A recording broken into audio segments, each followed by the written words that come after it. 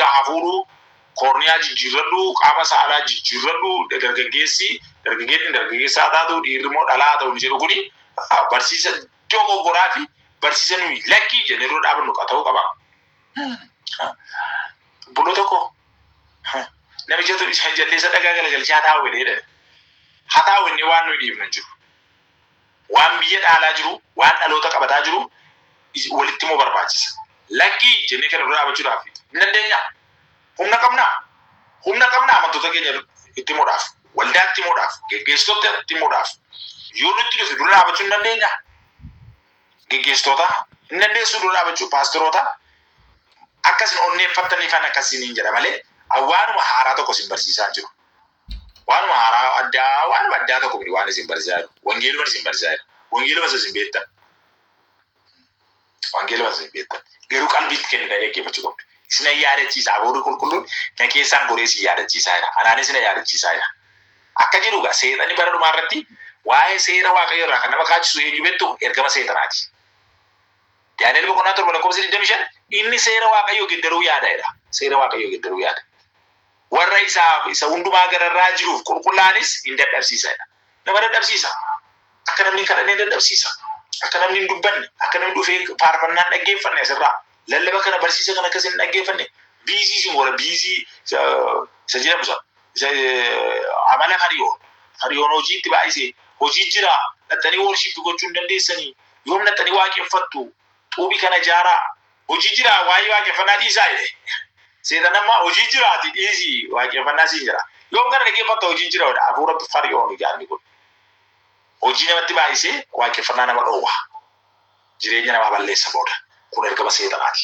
Ergami seexanaa seera waaqayyoo jijjiiruu yaadu namoota immoo dadhabsiisuudha. Inni biraan seera waaqayyoo irraanfachiisuu fi tuffachuudha. Despise godha. Tuffachiisa. Inni irraanfachiisa. Hooseyaa boqonnaa 4 lakkoofsa 6. Amoos boqonnaa 2 lakkoofsa 4. Waaqayyo akka jedhu warri biyya Yihuudaa seera waaqayyoo isaanii tuffatanii seerrata koo eeguu didanii waaqayyolii sobaawaf waan abboomamaniif isaan duukaa bu'anii waan adeemaniif isa hin wallaalchifamanii jedhe dubbata. Seera waaqayyoo kan nama wallaalchisu maal jechuudha? Maaloodha? Seera waaqayyoo kan nama wallaalchisu tuffachuudha. Seera waaqayyoo tuffachuudha. Seera waaqayyoo irraanfachuudha. Namni akkasii seera waaqayyoo keessa jiraachuu irraa kaata tuffachuu lallabi kunis maalloo godhaa faarfannaan kunis maalloo godhaa ma lallabduu ma kadhattuu ma dubbattuu kan jedhan jiru hin galuu akka jedhu Maarqos boqonnaa 7 lakkoofsa 7 irratti abboommiin namaa akka seera waaqayyootti waan barsiifameef jedha. Maatiyos boqonnaa 15 lakkoofsa 9 irrattis abboommi namaa akka seera waaqayyootti waan barsiiftanii fedha sabi koo irraa kaatan jedhe waaqayyo. Gooftaan Yesuus akka jedhe Maatiyos boqonnaa 15 lakkoofsa 9 irratti Maarqos boqonnaa 7 lakkoofsa 7 irrattis maal jedha? Seera muka abboota keessanii abboommi namaa akka seera waaqayyootti barsiiftu sinii kanaaf badeedhe. Kanaaf iddoo baay'eetti har'ayyuu seera namaa olaantummaa namaa waa'ee ergamaa waa'ee abaluu waa'ee namicha tokko haasaa ooltu. Namichi sanaaf ergamaa oolu namoonni. Nuyi nama faarsuu hin dhalanne. Ani Yesuusin lallabuuf malee waldaa tokko lallabuuf hin dhalanne. Paasterii tokko lallabuuf hin dhalanne. Ergamaa tokko duuka buutuu ta'uuf hin dhalanne. Duuka buutuu Yesuus Kiristoos yaani. Ati duuka buutuu Yesuus ta'e politiiko obboleessa koo. Tasgabbaa baricha tasgabbaa barbaachisaa. Nuyi nama lallabna moo Yesuusin lallabna? Nuyi nama faarfanna moo Waaqayyoon faarfanna? Obboloota koo naamusa gochuun gaariidha. Iddoo kanatti akka jedhu abboommi namaa yoo akka seera namaatti barsiiftu sin jedha.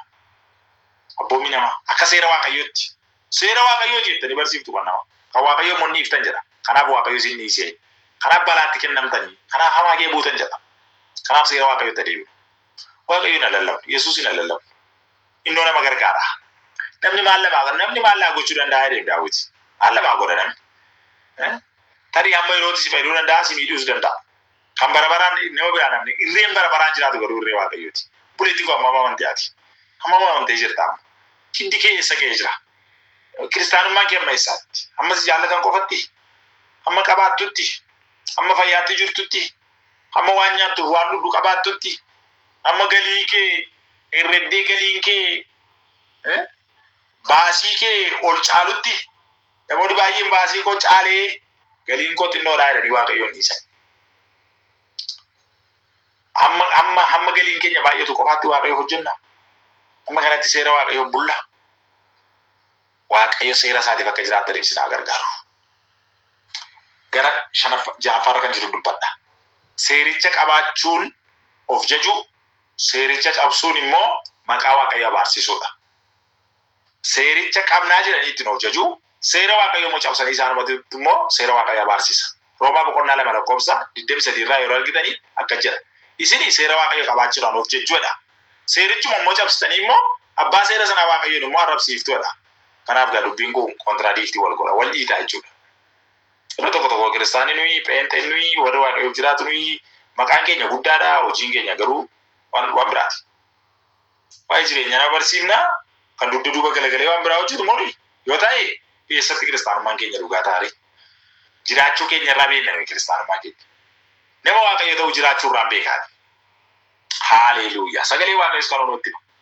Seera Waaqayyo qabaachuun of jechanii seera isaa immoo cabsuudhaan maqaa Waaqayyo abaarsiisuun yakkaa'edha. Kanaaf ittiin of jechuu yoo ta'e ittiin jiraadha. Seera Waaqayyooti jettu yoo ta'e eegaa. Seera namaa fi abboomii namaa isaati seera Waaqayyo isa dhugaa qulqulluu ta'e barsiisaa jedha irratti. Inni dhugaa gara 7ffaarra jiru fedha foonii duukaa bu'uudha. Fedha foonii. Roomaa boqonnaa 8:7. Akka fedha fooniitti yaaduun diina Waaqayyo nama godha. Yaadni akkasii seera Waaqayyo wajjin walii galuu hin danda'udha. Seera eenyu wajjin? Seera Waaqayyo wajjin. Yaadi akkasii yaadi foonii, yaadi biyya lafaa.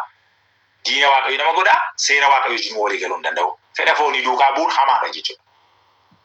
Fedha foonii ni jedhamu kuni isa nuyi beennu, isa nuyi namni ittiin qofa miti. Fedha foonii ni jedhu qaama ofiitiin fedha foonii raawwachuu jechuu qofa ni ilaallatu. Hawwuun, qabaachuu hawwuun, ambishees ta'uun, hamachuun, jibbuun, ija hojii fooniitiin guutuun, hammina, jal'ina, xuraa'ummaa, hamee, waan Waaqayyo wajjin waliin galle gochuun hundumtuu fedha foonii jedhama.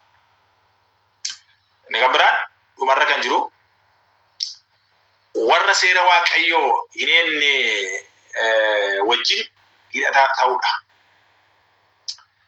Warra seera Waaqayyo hin eegneetiin fudhatamu isaanii wajjin tokko ta'u. Isa lammaffaa Phexros boqonnaa 3:17 irraa argachuu dandeessu.